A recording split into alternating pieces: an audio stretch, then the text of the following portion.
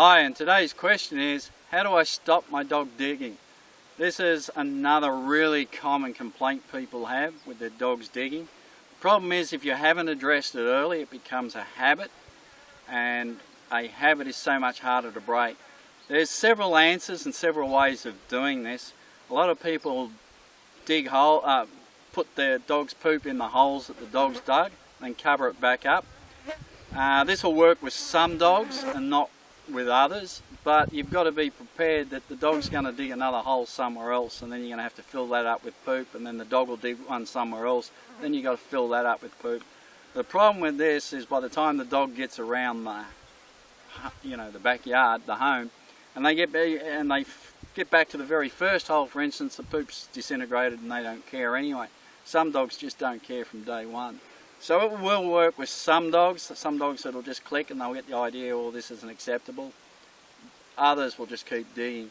Another way is to create a sandbox and with sand and soil, and put the dog's toys in there, and teach the dog to go in there and look, here's a toy, dig in here, and there's a toy. So you encourage the dog to dig in that area. Again, that'll work with some dogs, but not all dogs, and because some dogs will just go back out and dig anywhere when you're not there anyway.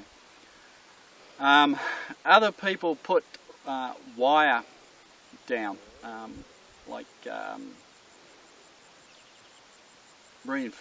concrete reinforcing wire down on the ground, put some topsoil on it and grass from there, and the dog can only dig that first little bit and then they can't get any further, so that tends to stop. That's a big job and a long way to go, but that works for some people. My method is tether training. I tether the dog to me, and the dog gets no free access outside, and the moment the dog is going to, begins to dig, I correct the dog and stop the dog digging.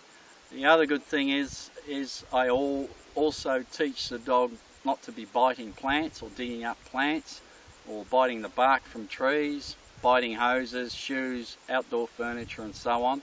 So I use it to correct all behaviours.